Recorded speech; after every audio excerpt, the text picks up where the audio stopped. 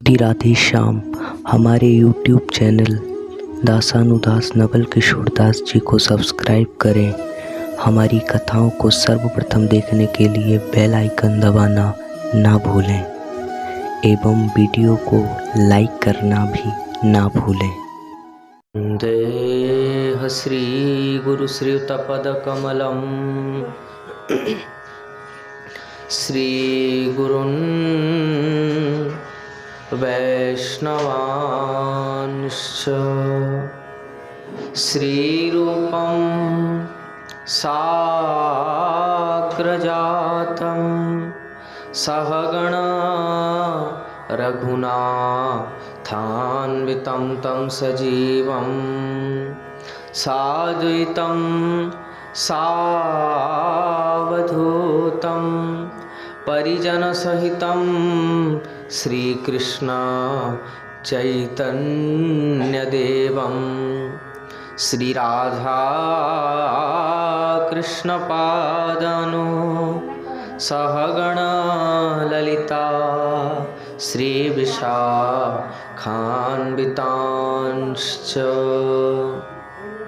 भक्ति भगवंत गुरु चतुरनाम बपुएक तिनके पदवंदन किए नाशहि विघ्न अनेक। बार बार वंदन करूं श्रीनाभायन जिन काल्योगा भावेद को श्री भक्तमाल रस देन।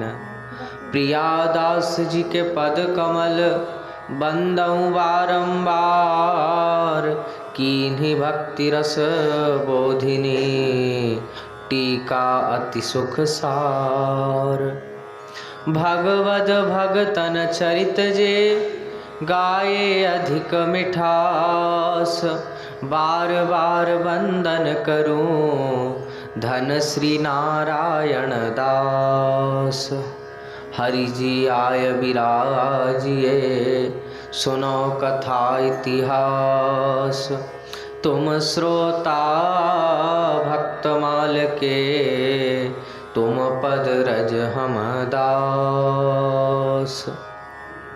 चार जुगन के भक्त जे तिनके पद की धूर सर्वस सिर धरी राखी हों मेरी जीवन मूल। अज्ञान तिमिरांधस्य ज्ञानांजनशलाकया चक्षुरुन्मिलितं येन तस्मै श्री गुरुवे नमः। जय रूप सनातन भट्ट रघुनाथ श्री जीव गोपाल भट्ट दास रघुनाथ। ए छय गुसाइर करी चरण बंदन जहाँ हईते विघ्न नाश अभिष्ट पुराण। भजनिताई गौर राधे श्याम जप हरे कृष्ण हरे राम। भजनिताई गौर राधे श्याम जप हरे कृष्ण हरे राम। भजनिताई गौर राधे श्याम जप हरे कृष्ण हरे राम। वाञ्छा कल्पतरुभ्यश्च कृपा सिन्धुभ्यैव च पतितानां पावनेभ्यो श्रीवैष्णवेभ्यो नमो नमः। श्री गुरु चरण कमलेभ्यो नमो नमः। संत चरण कमलेभ्यो नमो नमः। श्री गुरु प्रेमानंदे निताय गौर हरि बोल।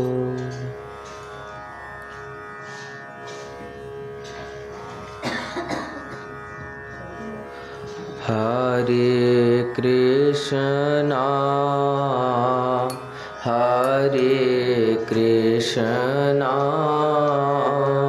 कृष्णा कृष्णा हरे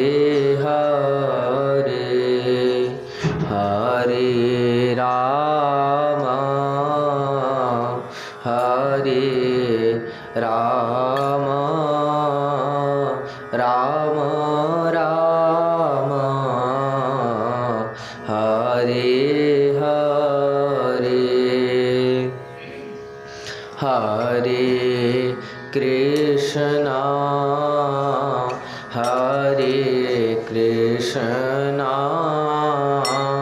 कृष्णा कृष्णा हरे हरे हरे राम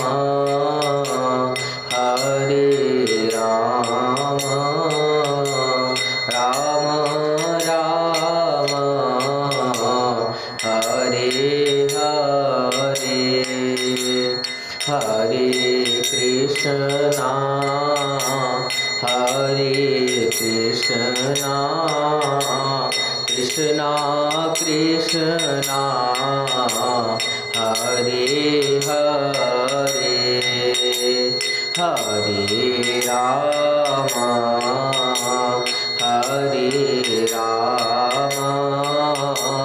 राम राम हरे हरे गौरी शंकर सीताराम जय जय विघ्न हरन हनुमान गौरी शंकर सीताराम जय जय विघ्न हरन हनुमान गौरी शंकर सीताराम जय जय जगद गुरु हनुमान गौरी शंकर सीताराम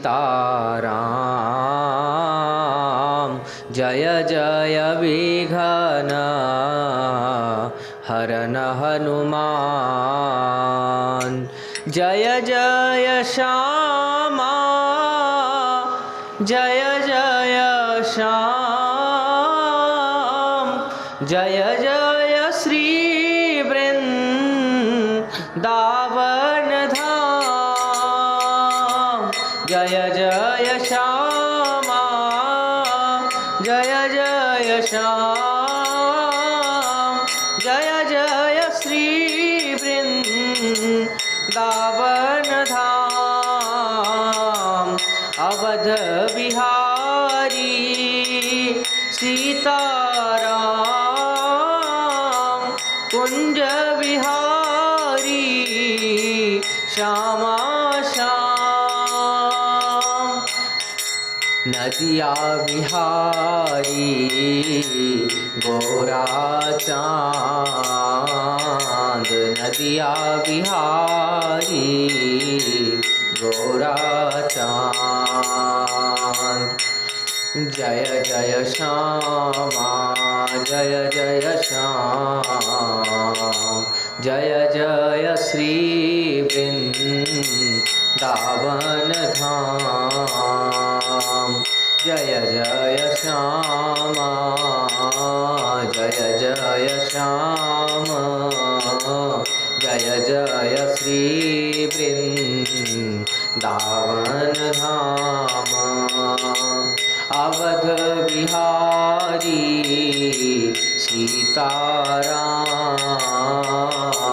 कुंज बिहारी श्यामा श्याम नदिया बिहारी गोरा चांद जय जय श्यामा जय जय श्याम जय जय श्री वृंदावन धाम जय जय श्री वृंदावन धाम।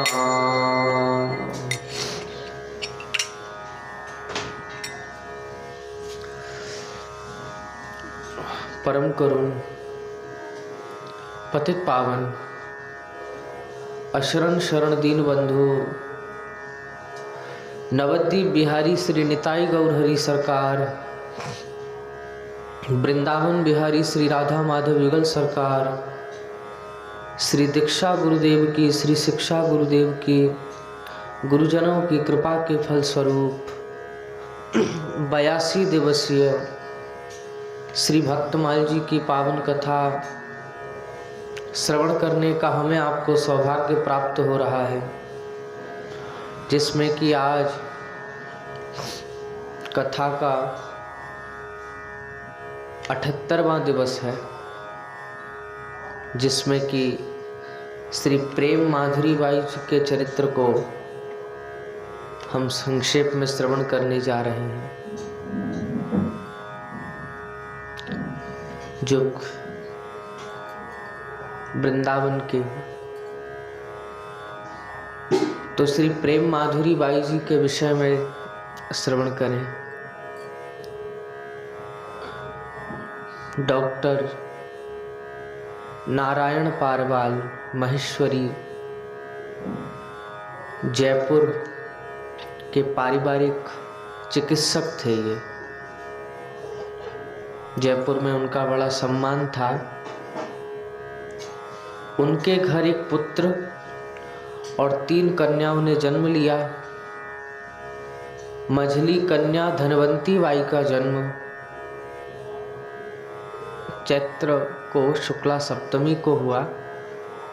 डॉक्टर नारायण कट्ट आर्य समाजी थे, तो घर में उनका बड़ा शासन था। आर्य समाजी पद्धति से होम आदि नित्य होता था, पर मंदिर में श्रीमद् भागवत आदि की कथा में जाने की परिवार के सभी लोगों को मनाही थी। धनवंती बाई वे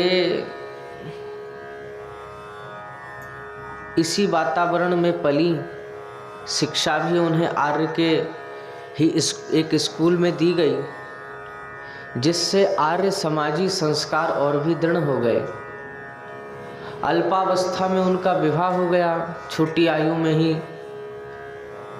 जब वे 16 बरस की ही थी तो उनके पति का स्वर्गवास हो गया, तो वे मायके जाकर रहने लगी थी।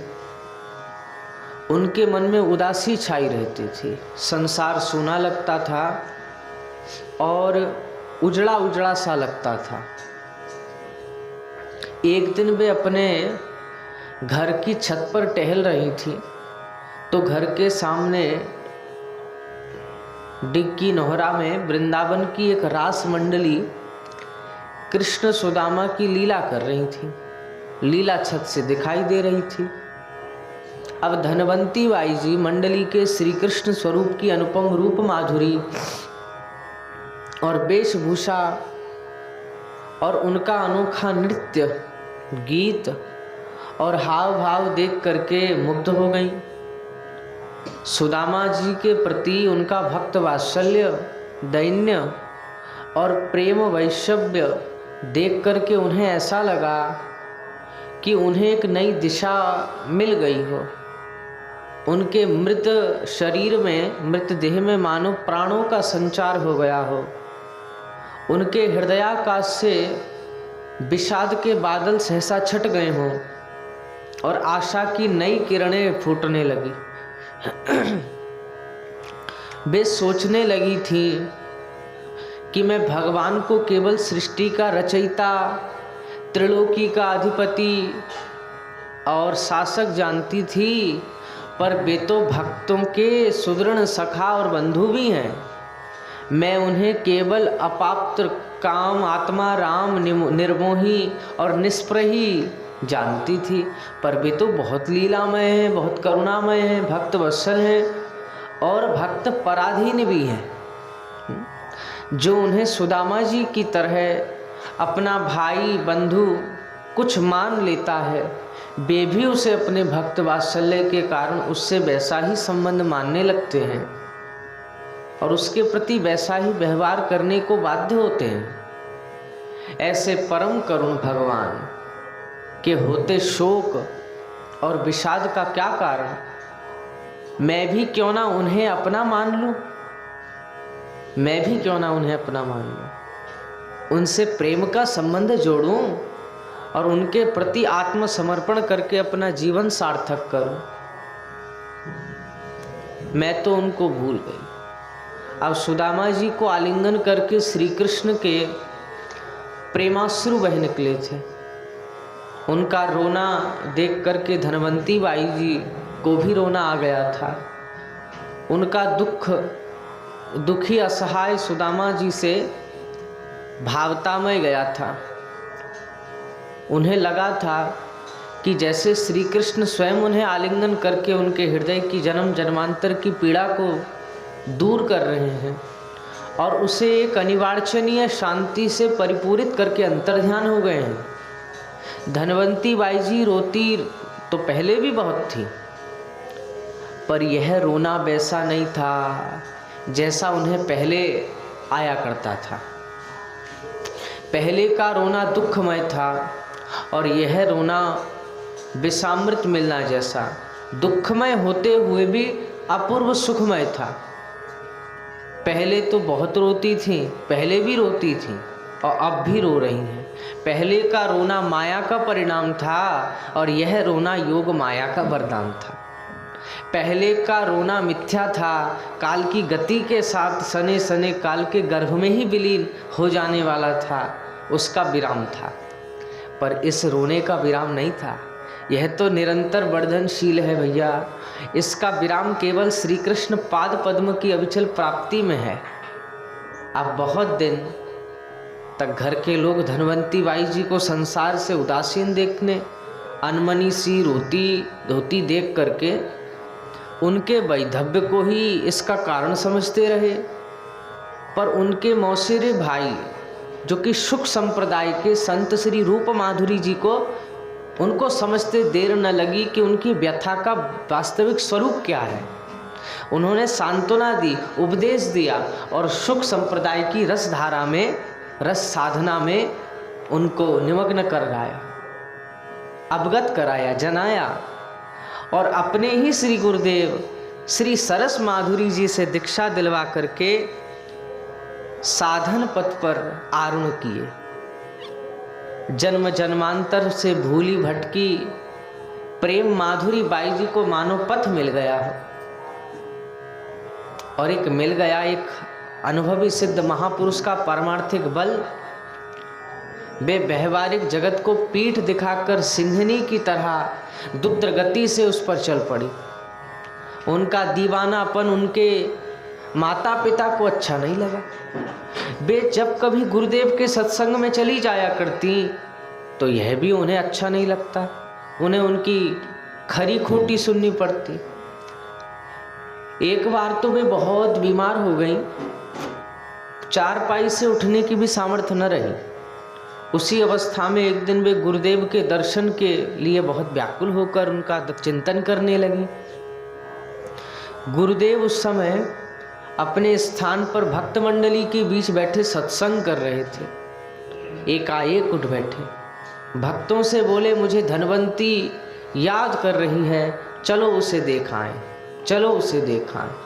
उसे सहसा बिना निमंत्रण देख करके अस्तव्यस्त होकर के उनकी आवभगत के लिए तत्पर हुए।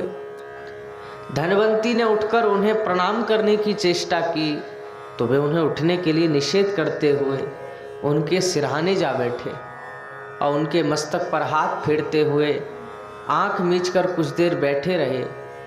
फिर बोले कि सुखदेव जी की कृपा से यह ठीक हो जाएगी, इसका वृंदावनवास होगा और बहुत से लोगों का इसके द्वारा कल्याण होगा। घर के वातावरण से उब करके धनवंती बाई जी ससुराल चली गईं। यद्यपि वहाँ उनकी सेवा पूजा में कोई रोक नहीं थी, वहाँ भी वह हर समय उसमें लगे रहने के कारण कुछ भार स्वरूप समझी जाने लगी और वहाँ का वातावरण भी उन्हें दुखदायी प्रतीत होने लगा। पर वे कर ही क्या सकती थी।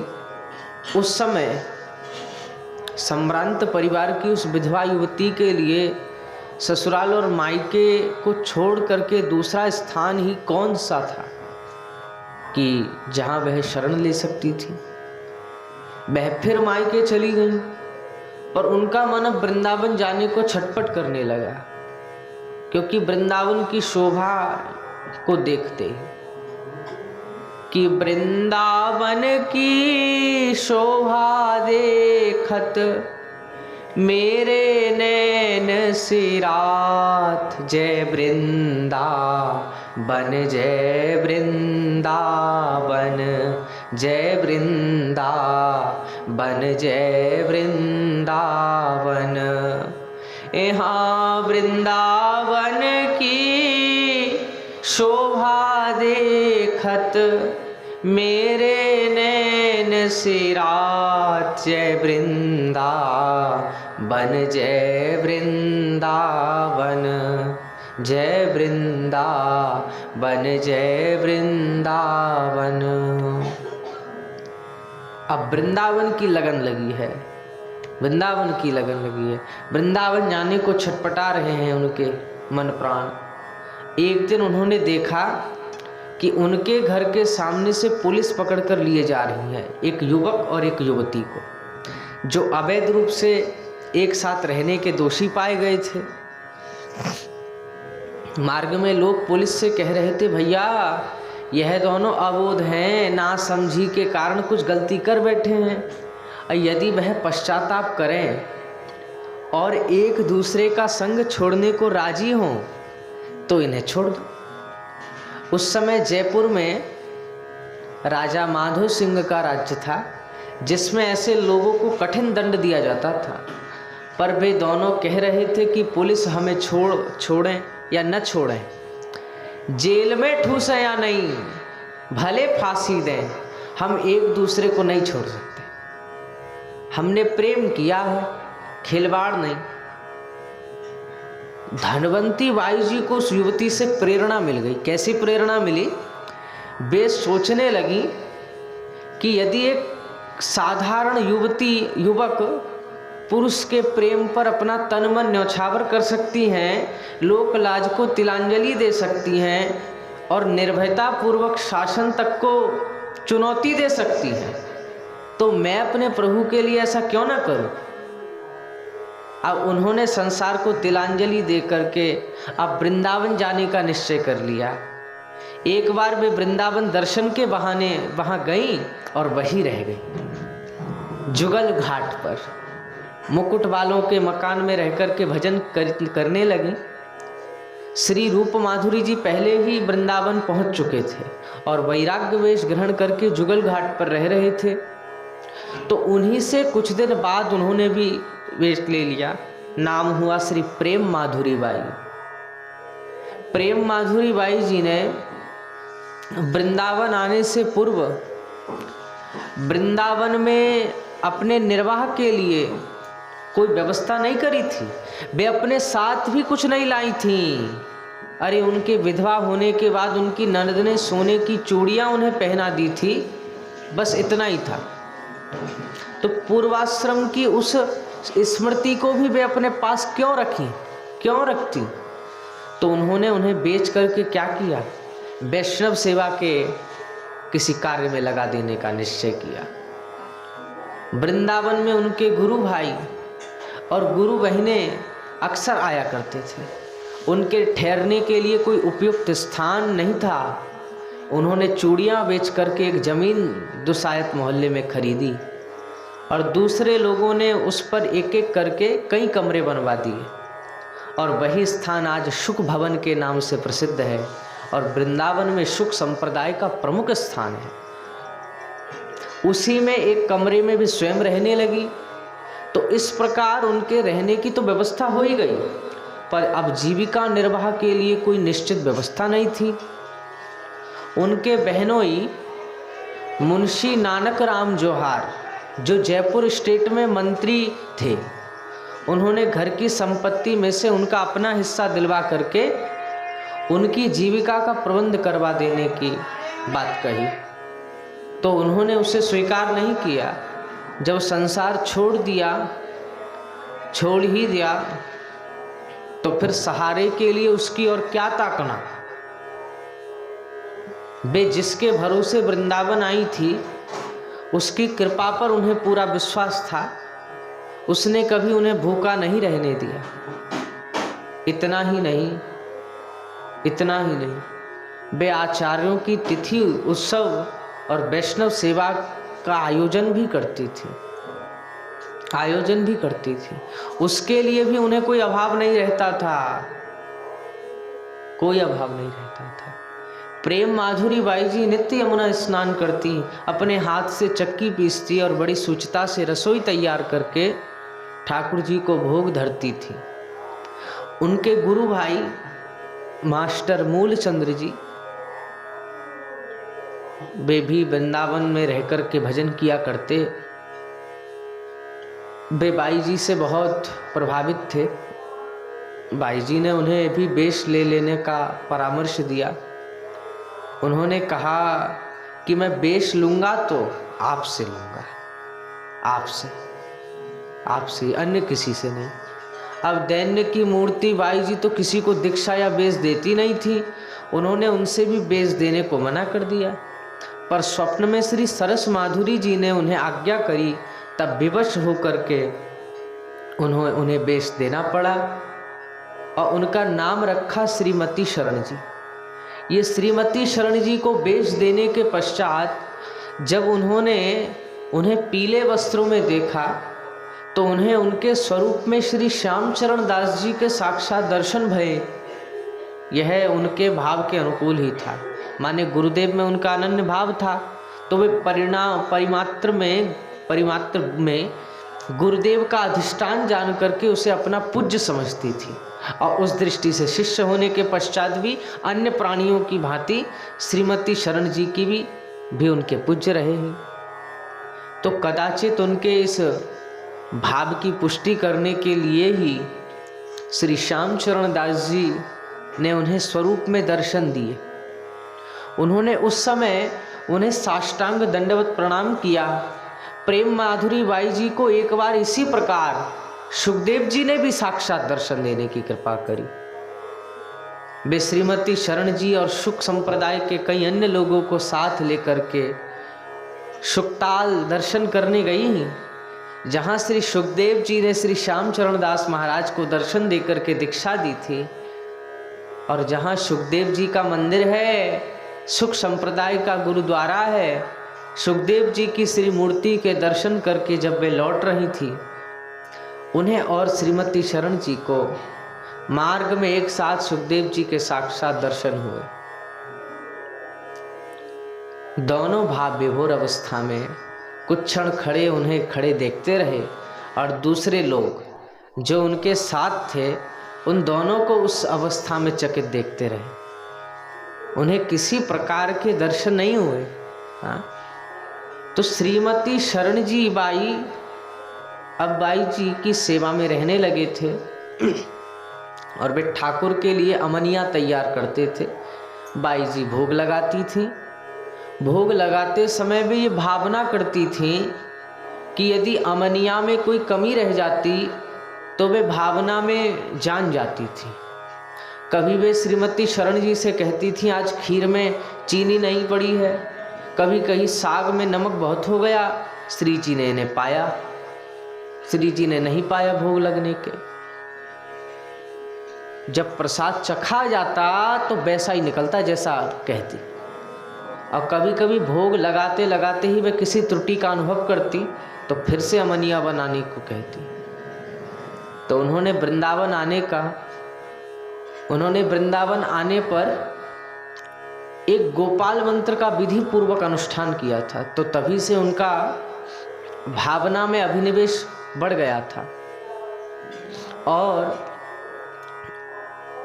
उन्हें इस प्रकार के अनुभव होने लगे थे। संतों की अपनी दुनिया अलग हुआ करती है। उन्हें एक दूसरे से संपर्क किसी उपकरण के करने के लिए टेलीफोन या वायरलेस की आवश्यकता नहीं होती। उन्हें बिना एक दूसरे का पता चल जाता है और वे एक दूसरे के निकट खिंचते चले आते हैं। वृंदावन के सख्य रस सिद्ध संत श्री ग्वारिया बाबा, जिनका चरित्र हम पीछे श्रवण कर आए हैं, श्री ग्वारिया बाबा को प्रेम माधुरी बाई जी का पता चला और वे उनके पास आने लगे। तो एक बार प्रेम माधुरी बाई जी द्वारा आयोजित शरद पूर्णिमा के उत्सव में वे पधारे। उस समय भोग की सामग्री ठाकुर जी के सामने रखी जा रही थी, भोग अभी लगा नहीं था। उन्होंने थाल में से एक लड्डू उठाकर मुंह में रख लिया और ठाकुर दिखा करके चल दिए। सिद्ध श्री गौरांग दास बाबा भी उनसे बहुत स्नेह करते थे, वे उनकी कथा में बराबर जाया करते थे। प्रेम माधुरी बाई जी गौरांग दास बाबा की कथा में जाया करती थी और जब कहीं उनकी कथा न होती तो रमण रेती में उनके स्थान पर जाकर के उनका सत्संग करती, राधा रमण निवास में। एक बार गौरांग दास बाबा के आश्रम पर किसी उत्सव में प्रेम माधुरी बाई और श्रीमती शरण जी आमंत्रित थे। उत्सव के पश्चात किसी ने वैष्णव अधरामृत बाबा को लाकर दिया। बाबा ने थोड़ा स्वयं लिया, थोड़ा इन दोनों को दिया, दोनों ने उसे पा लिया। थोड़ी देर बाद जब वे आश्रम से लौट रहे थे तो उन्हें एक आनंदमय मस्ती का अपूर्व अनुभव हुआ।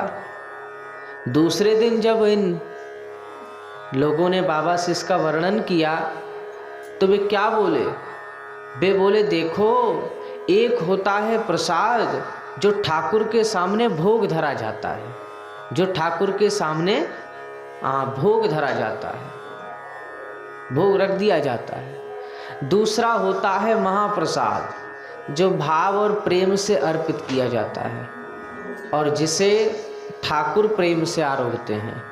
तीसरा होता है शीत प्रसाद अर्थात संतों का पाया हुआ प्रसाद, जिसे पा लेने से ऐसे अलौकिक अनुभव हुआ करते हैं। श्री गौरांग दास बाबा भी कभी कभी घूमते फिरते सुख भवन पहुंच जाते थे। उनकी कथा भी कभी कभी वहाँ हुआ करती थी। आंगन में एक नीम का वृक्ष था जिसके नीचे बैठकर वे कथा कहते थे। तो उनकी कथा में एक अपूर्व प्राकृत रस की वर्षा होती जिसमें श्रोता सराबोर हुए बिना न रहते। मनुष्यों की कौन कहे महाराज, स्थावर जंगम भी उसे सुनने के लिए ललायत रहते थे। ऐसी कथा गौरांग दास बाबा कहते। दाऊ जी की बगीची में पंडित बाबा के सानिध्य में उनकी कथा में नित्य एक अजगर के ठीक कथा के समय आने और कथा के बाद चले जाने की कथा प्रसिद्ध है। उसी प्रकार सुख भवन में उनकी कथा में नित्य एक मोर आया करता था। कथा के मंगलाचरण के समय वह वक्ता और श्रोताओं की परिक्रमा करता और जो लोग दीवार से पीठ लगाकर बैठे होते उनसे बाबा को थोड़ा आगे सरक कर बैठने को कहना पड़ता, जिससे वह परिक्रमा कर सकें। परिक्रमा करके वह बाबा के मुख के सामने वाली आंगन की दीवार पर जा बैठता, वहां बैठ कर के कथा सुनता और कथा के समाप्त होते ही उड़ जाता। एक बार बाबा सुख भवन में वृंदावन महिमामृत की कथा कह रहे थे। होली के कारण कुछ दिनों के लिए कथा को विश्राम देना पड़ा। उस समय प्रेम माधुरी बाई जी की छोटी बहन विद्यावती और बड़ी बहन की लड़की दयाबाई उनके पास ठहरी हुई थी। तो उन्हें और श्रीमती शरण जी को साथ लेके वे गिरिराज जी की परिक्रमा मार्ग पर ज्योतिपुरा में कुछ देर एक ब्रजवासी के घर रुकी। और वहाँ के ब्रजवासी में प्रथा है कि वे सभी घरों के ब्रजवासी एकत्र होकर गिरिराज जी की तरहटी में वहाँ समाज गान करते हैं।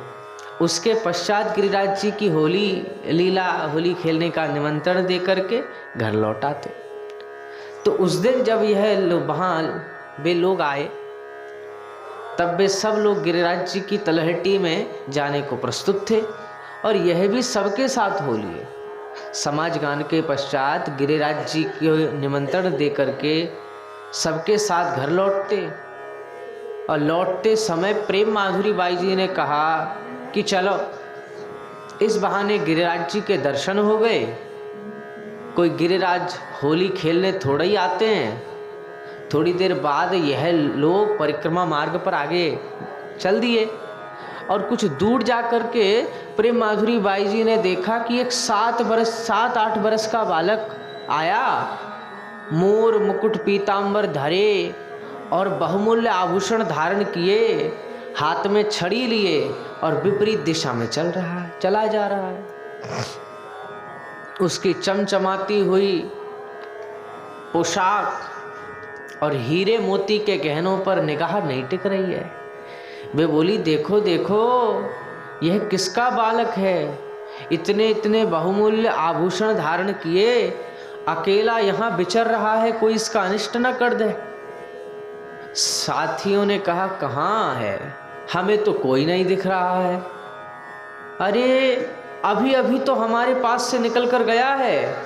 कह करके प्रेम माधुरी बाई जी उसकी पोशाक और आभूषण का वर्णन करने लगी कि जब गोवर्धन पहुंची तो देखा गिरिराज ठीक वैसे ही वस्त्र और आभूषण धारण किए भये हैं।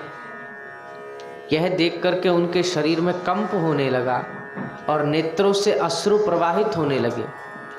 वे समझ गई कि गिरिराज गमनागमन करते हैं और भक्तों के निमंत्रण पर होरी खेलने के लिए आते हैं। अब बाल रूप में गिरिराज की वह छवि उनके हृदय में समा गई। उस दिन रात को वे गोवर्धन में ही रह गई। दूसरे दिन बरसाने चली गई तो 2-3 दिन वहां रहकर और वहां की रंगीली होली के देख करके वृंदावन लौट गई। इस बीच बराबर गिरिराज जी की वह छवि उनके नेत्रों के सामने घूमती रही। वे कुछ खोई खोई रही और उनके नेत्र अनवरत आंसुओं से सिक्त थे।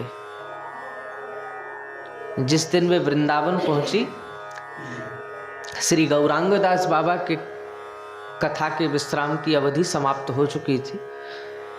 वे कथा के समय से कुछ पूर्व ही सुख भवन आ विराजे थे। प्रेम माधुरी बाई जी को देख के बोले कि कहाँ कहाँ दर्शन किए। बाई जी ने राधा कुंड, बरसाना, गोवर्धन दर्शन की सब बात कही। तब बाबा ने कहा, परिक्रमा मार्ग पर गिरिराज जी के दर्शन की बात तो तूने कही नहीं। अब बाबा के मुख से यह सुनते ही उनके धैर्य का बांध टूटा गया। अब आंसुओं का ढेर जिसे वे कई दिन से रोकने की चेष्टा कर रही थी, अब सहसा उमड़ पड़ा। अब बाबा के चरणों में सिर रख करके वे फूट फूट कर रोने लगी। गौरांगदास बाबा के चरणों में बाबा के नेत्रों से भी अश्रुधार बह निकली है। उन्होंने उनके सिर पर हाथ रखा और कहा, लाली तू धन्य है, तू धन्य है। थोड़ी देर बाद वे प्रकृतिस्थ हुए और प्रकृतिस्थ होके बोले, यह कोई अनहोनी बात नहीं। प्रिया प्रीतम की अप्राकृत लीलाओं की भावना करते करते साधक के मन प्राण अप्राकृत हो जाते हैं। वैसे ही जैसे अग्नि में डाला हुआ अग्नि का हो जाता है, लोहा अग्नि का हो जाता है, तब अप्राकृत नेत्रों से उसे उन अप्राकृत लीलाओं के दर्शन होने लगते हैं। प्रेम माधुरी बाई जी की एक विशेषता यह थी कि वे सभी संप्रदायों के महात्माओं और ग्रंथों का आदर करती थी, केवल सुख संप्रदाय के ग्रंथों का नहीं। ये प्रेम माधुरी बाई जी की बड़ाई है। प्रेम माधुरी बाई जी सभी संप्रदायों के महात्माओं का संग, गौरांगदास बाबा सभी संप्रदायों के महात्माओं का संग, सभी संप्रदायों के ग्रंथों का आदर। इसलिए बाबा गौरांगदास जी, ग्वारिया बाबा, बाबा हंसदास जी, बाबा बाल गोविंद दास जी आदि आदि आदि आदि सभी संप्रदायों के संत उनके पास आया करते थे। उनके संग और सभी संप्रदायों के वाणी ग्रंथों के अध्ययन के प्रभाव से, सभी संप्रदायों के, एक संप्रदाय के नहीं। तभी कहा है कि संत सबे गुरुदेव हैं। व्यास जी की वाणी है, व्यास ही यह प्रतीत। सब ठाकुर ठाकुर एक हैं, गुरु गुरु सब एक, भक्त भक्त सब एक हैं। इसीलिए कहा है किससे बैर, क्यों बैर। अब उस समय ये प्रेम माधुरी बाई जी की बड़ाई है। तो राधा रानी के प्रति उनकी अनन्य निष्ठा हो गई और वे विशुद्ध सहचरी भाव से मानसिक और दैहिक सेवा में संलग्न रहने लगी। वे आचार्य श्री श्यामचरण दास जी इस पद को अक्सर दोहराया करती थी कि श्री स्वामी हरिदास जी रसिक महा हरि व्यास, कृष्ण दास अरुहित अली, इन मार्ग सुख रास। यह सोई मेरो मार्ग है महामोद की खान, उन्नत परम निकुंज रज रस, तीन वाणी परमान। भक्ति रस मंजरी ग्रंथ में वर्णन है। तो प्रेम माधुरी बाई जी ने सोचा कि प्रेम सरोवर का एकांत और रमणीक वातावरण सहचरी भाव की मानसिक सेवा के लिए अधिक उपयुक्त होगा। इसलिए वे कुछ दिन वहाँ रहकर भजन करने के उद्देश्य से श्रीमती शरण जी को साथ लेकर के वहाँ चली गई और रामगढ़ के श्री नारायण प्रसाद पोद्दार के आग्रह से उनके गोपाल जी के मंदिर के सामने वाले हिस्से में ठहरी और वहाँ का परिवेश उन्हें अपने भजन के बहुत अनुकूल प्रतीत हुआ। तो वे 11 वर्ष तक वहीं रहकर भजन करती रहीं और उस समय श्री प्रिया शरण बाबा वहाँ रहते थे, उनका सत्संग भी वे करती थी। वहाँ उनका शुद्ध सहचरी भाव के अपने भजन में अभिनिवेश और अधिक बढ़ गया।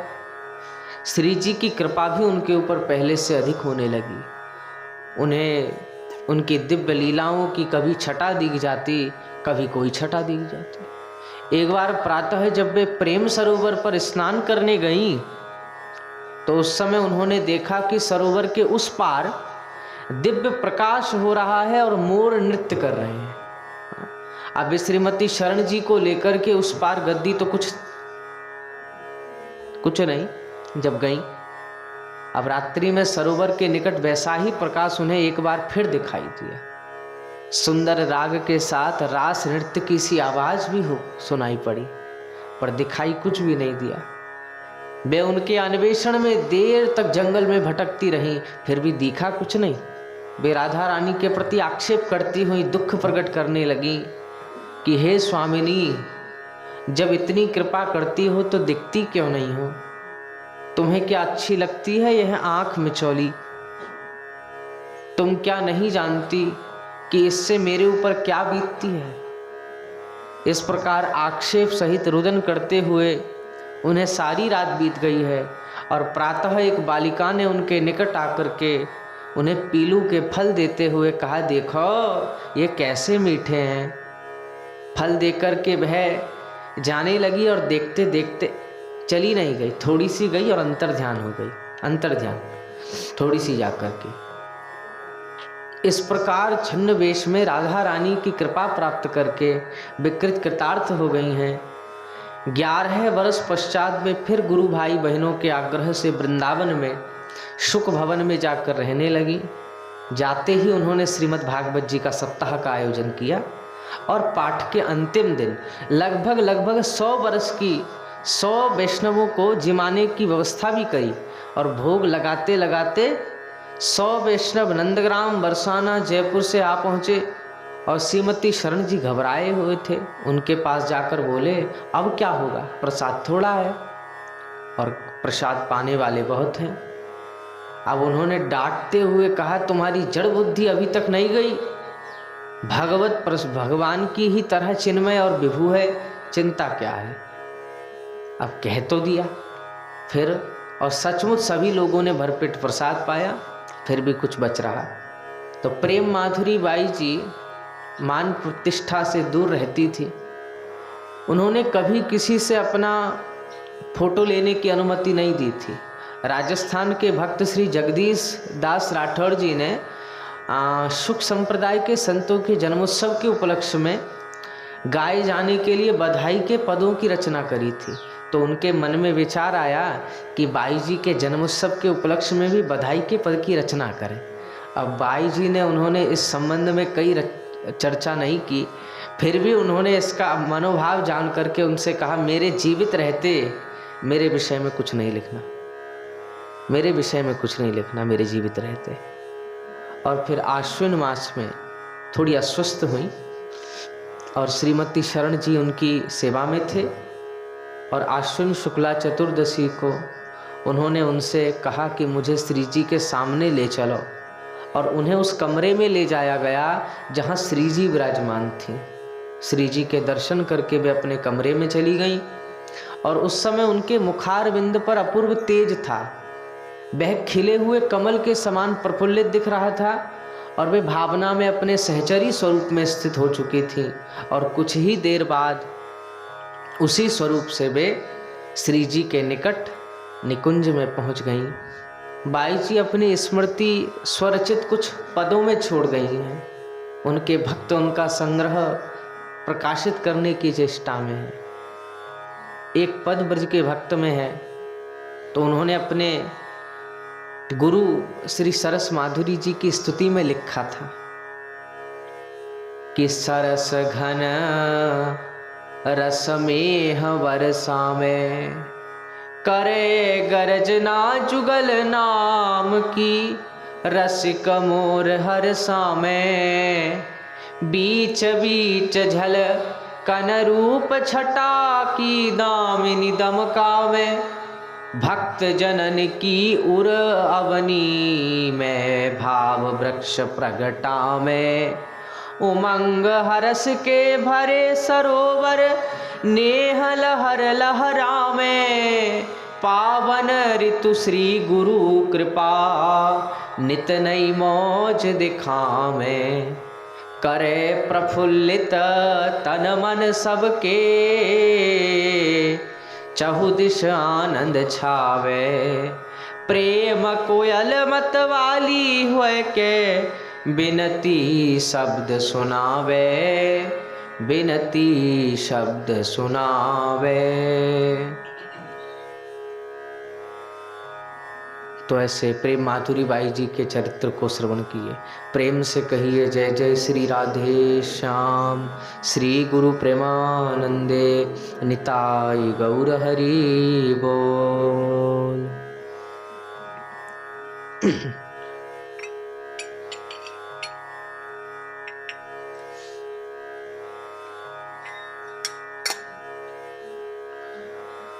गोविंद जय जय गोपाल जय जय, राधा रमण हरि गोविंद जय जय, गोविंद जय जय गोपाल जय जय, राधा रमण हरि गोविंद जय जय, गोविंद जय जय। तो अगर यह वीडियो आपको पसंद आए तो इसको लाइक कीजिए और अधिक से अधिक शेयर कीजिए। हमारे YouTube चैनल दासानुदास नवल किशोर दास जी को सब्सक्राइब करें। हमारी कथाओं को सर्वप्रथम देखने के लिए बेल आइकन दबाना ना भूलें।